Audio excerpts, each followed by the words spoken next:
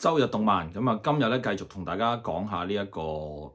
港漫動力3》啊，亦都係最後一本嘅作品啊！我應該冇記錯嘅話，都講晒啦。就係冇錯，Penso 嘅達利書店啊，咁啊，Penso 嘅達利書店就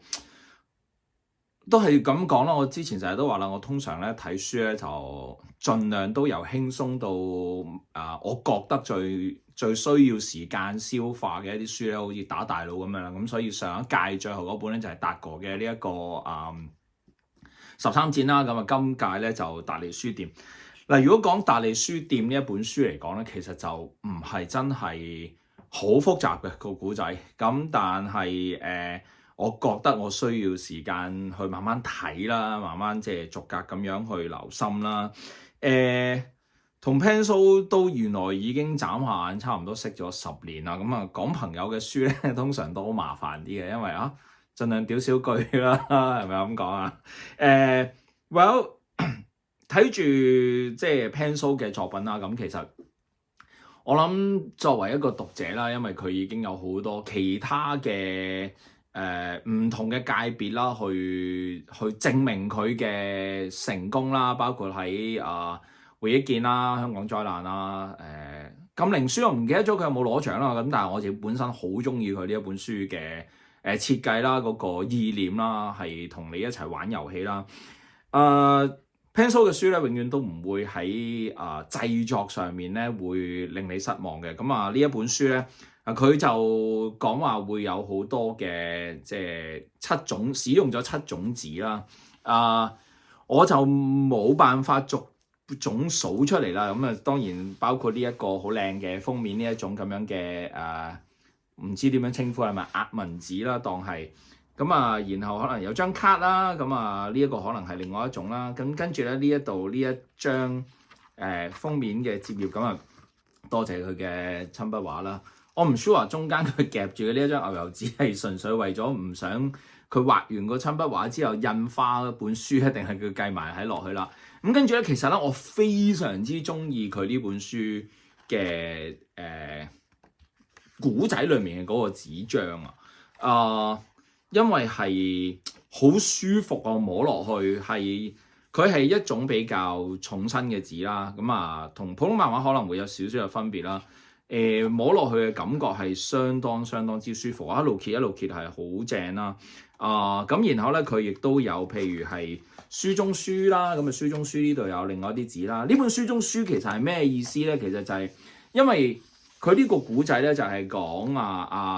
男主角啦，咁突然之間咧遇上咗由達利變成嘅貓啦，咁將佢嘅能力咧就過咗俾佢。咁呢一個能力係咩咧？就係佢可以通過達利之眼咧去望到咧對方嘅一啲潛意識。咁亦都係因為咁樣咧，所以咧作為喺書店做嘢嘅呢一個男主角啦，咁就擁有咗可以望穿到嚟買書嘅嗰個客人咧，究竟佢心裏面有啲乜嘢嘅掙扎，咁然之後咧就可以借呢一個方法咧，就推介一本書俾佢，或者推介多過一本書啦，然之後咧就可以即係幫佢釋懷去解決咗佢當時嘅一啲問題。咁亦都係因為咁樣啦，咁所以咧呢一個書嘅即係書店啦，叫做巴布啦，叫 Bubble Bookstore 啦。咁巴布書店咧就係令到佢咧就可以喺經營困難嘅情況之下咧就起死回生，因為其中有一個咧就係幫助咗佢係即係認識翻究竟自己需要啲乜嘢嘢，但係原來嗰個係曾經出名嘅 YouTuber 嚟嘅，咁所以咧就變翻做即係推介咗佢呢一本書啦，咁去令到譬如就係呢一個失敗者重生論啦，咁令到佢咧就呢一間巴布書店咧就可以獲得好多人，因為網紅嘛，變咗即係網紅介紹書店就好多人嚟啦。但係到最後咧，佢就發現原來最重要嘅一個潛意識佢未睇嘅嗰個係邊個咧？原來就係佢自己。究竟佢想要啲乜嘢嘢咧？呢一本書主要就係想探討呢一個部分。咁即係頭先講起啲字啦。咁所以呢度有即係呢個就係佢最後自己嘅嗰本需要睇或者係令到 trigger 翻知道自己嘅潛意識係咩嗰本書啦。咁所以就即係有若干唔同嘅紙張啦。咁我冇數到係咪有7種啦。咁Pencil 話係就係㗎啦。咁另外亦都包括咗佢嗰個呢本書咧，其實有個封套啊。咁大家聽咬者幫都知啦，佢外面咧仲有一個嘅即係包裝咧係非常之靚。咁但係咧就冇到我手嘅，唔知係咪因為我買個版本唔係嗰個版本 whatever。所以呢本書就用咗唔同嘅紙張去做啦。頭先有講過嗰個故仔啦，其實就係講關於揾翻自己。最近嘅或者係我啱啱最後講嘅呢3本書，包括雨果啦，呢一個天外來客啦，或者係呢一個達利書店啦，都不約而同地咧喺呢一個主題上面咧都有講揾翻自己究竟自己嘅初衷係啲乜嘢嘢啦？究竟想做啲乜嘢嘢先至係你最真實嘅自己嘅一面啦？咁呢一啲咁樣嘅題材都其實係好有少少即係勵志啦，或者有啲心靈雞湯嘅成分啦。咁但係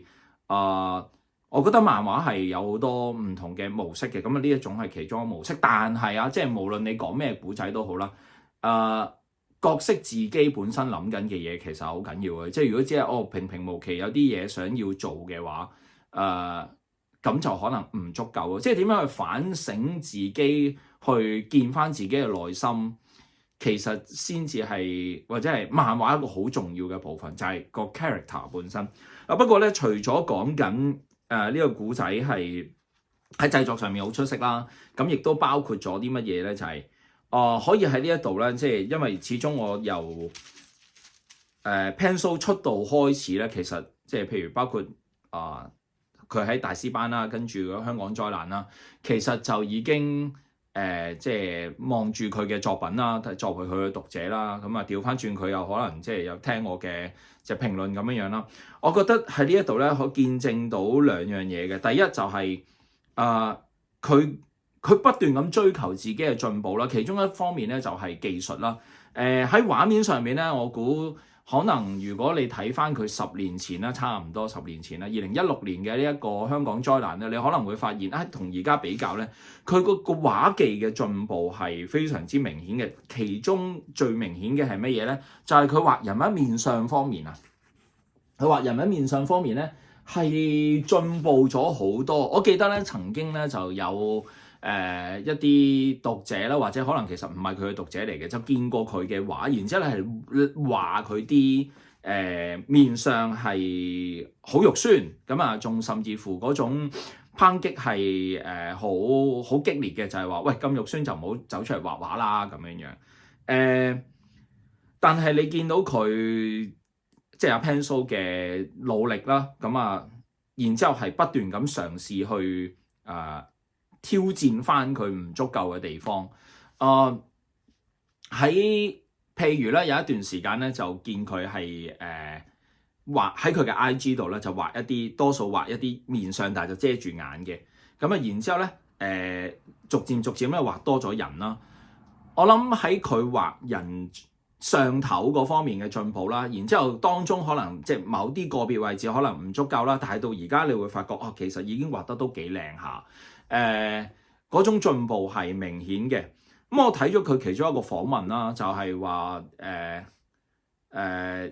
佢因為有好多即係有好多作品都攞好多獎啦，回憶見攞好多獎啦，呢本書都有唔少嘅獎項啦，另外有好多唔同嘅外文版本啦，似乎咧都已經係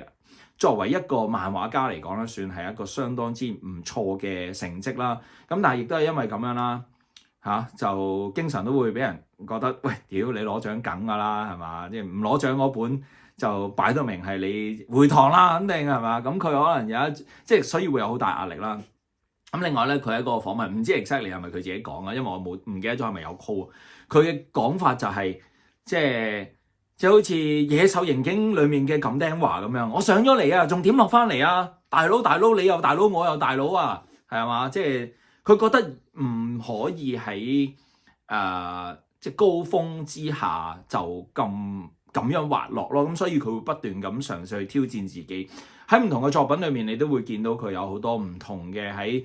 創作上面啊、設計上面啊、嘅一啲新嘅挑戰啦。包括咗由香港災難咁，可能係會有呢、這、一個即係好多配件喺裏面啦。跟住禁靈書佢就同你玩遊戲啦。如果大家有留意動漫廢物，其中有一個好短嘅啫，得2-3集嘅系列叫《猛將傳》啦。咁介紹咗 Penso 啦，其實就係講佢有一啲好細微嘅摺嘅書啦。跟住回憶劍就有係2本書擺埋一齊平衡睇嘅啦。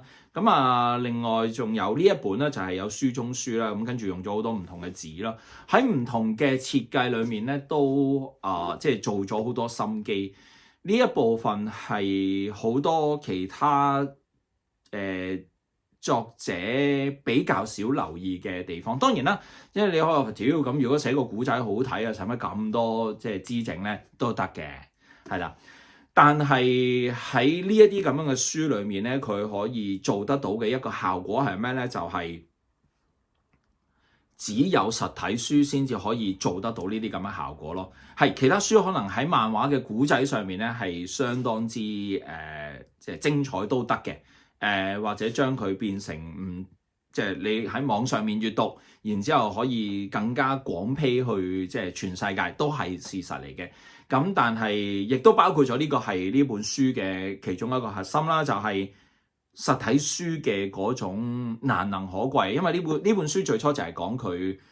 書店經營好難，因為已經開始冇乜人會睇書啦，即係冇乜人睇實體書啦咁樣。但係佢就係用翻呢一本書嚟講實體書嘅難得咯，就係當如果你做唔同嘅紙質、唔同嘅紙張，一本書做唔同嘅效果，佢裡面仲有好多唔同嘅，譬如可能配件啊，或者係可能書中書啊呢啲咁樣嘅小創意或者小 idea 啦，電子書係冇辦法可以俾到你嘅。譬如我之前喺講呢一個零日攻擊嘅時候，亦都有講過啦，就係話其實書有簽名版嘅，但係呢本書如果唔係有實體嘅話，咁就冇呢一張，唔係呢一張都可能有嘅，但係最少佢冇辦法可以畫到一個即係親筆畫俾我啦，係嘛？所以實體書嗰個價值其實好大啊，即係包括喺譬如釘裝嘅效果上面啊，譬如佢今次做嘅呢啲釘裝效果上面啊，或者係紙張嘅使用啊，或者係點樣喺中間再配合結合一啲創意啊，林林總總啦，全部都係實體書先可以有嘅嘢嚟嘅。咁所以我自己覺得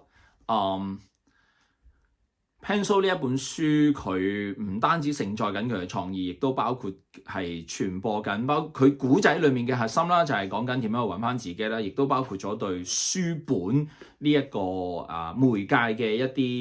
啲情感喺裡面啊。雖然我有啲跳話，但係咧我亦都再想翻去講翻呢個古仔。呢個古仔咧其實個古仔頭先講咗啦，但係更加覺得譬如 Penso 嘅進步在於啲咩咧？就係佢今次嘅呢一個作品咧係好有電影感啊！即係嗰個講古仔嘅技術又再進一步，即係一開始咧就有一啲即係好飄嘅嘢啦，然之後咧就有一個咁樣嘅狀態喎，即係有一個角色係將會面對住一個有翼嘅唔知邊一個人啦，咁然之後咧就唰一聲咧轉鏡啦，去咗西班牙嘅呢一個達利嘅博物館啦，咁然之後咧交代咗一啲嘢之後咧，即係交代咗呢隻貓會嚟到香港啦，跟住咧就入咗呢一鏡，咁入呢一鏡其實咪就係好似我哋睇電影嘅時候正式入，即係譬如出咗一紮嘢之後啦，咁跟住就出譬如賭神咁樣兩個字咁樣，好有電影嘅格調啊，然之後運用啲鏡嘅嗰個敘事啦，點樣透過分鏡去令到個古仔喺節奏緩急裏面嘅表達啦，我覺得呢本書都係相當之出色嘅。咁而到最後咧，其實咧就亦都有講到究竟呢一個人係邊個嚟嘅。咁啊，呢一度咧都可以由你哋自己去睇啦。不過個古仔已經經過咗1年啦，大家都可以即係再諗下啦。即係唔係個古仔已經經過咗1年啦？你哋應該已經知道係邊個嚟㗎啦。雖然劇透都冇所謂，但係即係你哋都知唔特別講啦。所以我覺得呢本書係非常之好睇嘅。唔因為我同 Pencil 本身係朋友啊，即係戴一戴頭盔先。而呢一度咧，我就想再引申講下關於香港漫畫嘅問題嘅。咁啊，大家都知道啦。香港漫畫如果以期刊嚟講咧，都可以話係即係收到差唔多皮㗎啦。陳尚賢接手嘅龍虎門究竟會去到咩程度咧？我諗應該冇辦法可以翻去以往我哋認識嘅高度，亦都帶唔翻旺個行業啦。但係 Pencil 嘅書當然都冇辦法可以挽救到成個行業啦，即係呢個唔係一個人嘅責任啊嘛。但係 Pencil 嘅書俾咗一啲嘅啟示大家嘅就係、一本書嘅持續性好緊要啊。譬如佢而家本書係好似第2版都差唔多賣到8899㗎啦。咁如果再要做嘅話，可能就要碌第3版啦。咁當然係相當之唔容易啦。我唔知佢第2版咩價錢啦。呢一個版本咧，我冇記錯好似係298嘅。但係嗰本書嘅重要係咩咧？就係佢有延續性啊！即係我見到好多即係港漫動力嘅書咧，就係無論係個作者或者係嗰本書啦，都會變咗係出過一季，即係譬如通常都係8月出啊嘛，8、9、10月或者係啦，至到可能11月呢4個月，可能一季或者多啲嘅時間，都仲有人講緊佢本書，但係一過咗之後咧，就冇再提啦。咁嗱，呢個當然亦都涉及到我以前曾經提過啦，港漫動力有冇機會可以將佢即係分散啲，令到成年都好似有書，而唔係一炮過有10幾本書。當然啦，一炮過又有一炮過嘅好處啦，但係 long last 即係令每季都有幾本書出，令到啲人可以 long last，同埋冇咁需要即係喺使錢上面揀書睇嗰個話題。呢個話題可能遲啲要再花啲時間再同大家傾下啦。咁我亦都已經約咗一啲朋友咧，同我一齊傾下關於港漫動力嘅嘢。但係 Pencil 嘅書唔係咁樣嘅。Pencil 嘅書咧就係佢出完可能嗰一季就爆一爆啦。咁然之後咧，因為佢會咁好，又有即係幾次嘅書咧都成功地喺唔同嘅地方咧攞到獎。咁跟住咧就再喺嗰度又爆一爆啦。然之後有啲訪問咁即係因應而嚟嘅，又喺嗰度有啲討論繼續延續啦，令到呢一本書咧喺長期嚟講咧，其實都有曝光嘅機會，可能冇第一下喺啱啱出嘅時候咁多人講啦，但係佢長年啦，譬如可能跟住又有唔知咩外文版，呢個又有一個版本，嗰度有一個版本，又可以攞嚟講一講，跟住唔知邊度突然之間咧，佢又可以又攞一個獎，跟住又再講講，令到嗰個作品嘅壽命長咗好多，就唔係淨係得所謂1年嘅書啊，即係佢唔係俾第4屆，即係好多第3屆嘅書唔係俾第4屆嘅書冚過㗎，而係佢本身嘅壽命只係去幾個月嘅時間咯。過咗嗰個時間之後咧，其實就再沒有然後㗎啦。咁所以令到一本書嘅曝光時間唔夠長啦。其實當所有書都係咁樣，即係17本，跟住11月嘅時候咧就得返2本，可能有人討論嘅啫。中間咧就有一本，譬如 let's say 可能係 Pencil 咁樣啦，咁有啲上返去講下，跟住漸趨緩和，跟住又有另外一個獎，但係就淨係得佢一本嘅啫。我覺得點樣可以令到呢啲書長久 long last？ 我諗即係每一個作者可能都需要，或者佢哋自己背後嘅一啲合作嘅公司啦，都要令到佢有一個延續性喺裏面咯，令到啲漫畫有延續性，啲書有延續性，可以長久啲咁樣睇。我唔知有咩辦法啦，但係呢一個可能會係令到多啲人會留意翻香港漫畫一個都幾緊要嘅元素，即係譬如啱啱見到Tim 喺佢自己嘅 social media 都有分享啦，啱啱攞咗金龍獎會金龍獎會唔會有機會？當然啦，中間又涉及好多 marketing 類似咁樣嘅工作啦，點樣去做 PR 即係當然都要嘅。咁但係譬如攞完金龍獎呢本書會唔會又有機會可以即係又再喺各種唔同媒介嘅層面去俾人發掘咧，然之後就有機會再去講一次咧。咁而其他書又點樣去講一次咧？咁另外一個話題就係點樣可以令到呢啲書走出世界啦。之前7月份嚟國際漫畫家大會喺香港搞啦，我未有機會可以知道當中嗰個交流傾咗啲乜嘢嘢噶嘛，希望可以喺唔同嘅漫畫家身上可以即係收到啲料啦，因為都想知道究竟個世界點樣睇漫畫呢一個行業，喺唔同嘅媒介點樣去發展啦。喺即係尤其啦，香港漫畫啦，我哋冇入屋嘅機會啊，即係冇免費入屋嘅機會。我哋並沒有免費嘅動畫，我哋亦都沒有我哋亦都沒有一啲譬如遊戲可以持續地令到啲人投入去玩。即係你睇動畫未必好投入，但係你玩 game 你自己要喐啊嘛，咁所以你又會好投入。喺沒有呢啲咁樣嘅市場支援底下，我哋點樣可以令到作品更加容易俾人接受，或俾人接觸，或者係可以延長到呢一部作品或者作者嘅喺呢一段時間講關於呢本書嘅壽命咧？咁其實係一個非常之即係困擾同埋困難嘅課題啊！咁所以唔容易嘅。咁但係 Pencil 其實喺過去嘅呢10年啦，差唔多呢10年啦，其實大部分時間都做得相當之好。咁當然啦，中間咧全個世界停咗一段時間啦，武肺嘅時間、抗爭嘅時間，我哋停咗好多時間。咁但係佢喺唔同嘅書裏面咧，都攞到唔同嘅令到佢每一本書都有足夠嘅話題度，同埋延長到佢嘅壽命。我哋其他書可以點樣做，可以俾讀者知道，即係你本書夠長命，先至會有機會接觸得到更加多嘅人啊嘛。咁所以呢個係喺達利書店揾出嚟或者見到嘅一啲觀察啦。咁另外當然啦，唔會長講噶啦，但就係全因為呢一本書我走咗去稍為接觸同埋了解一下咩叫超現實主義我仲未好熟噶，咁即係 sorry我只係接觸咗啫，即係都唔可以話熟唔熟即係多謝你令到我又即係開啟咗一個新嘅想知道嘅內容啦。咁多謝你 Pencil 啦。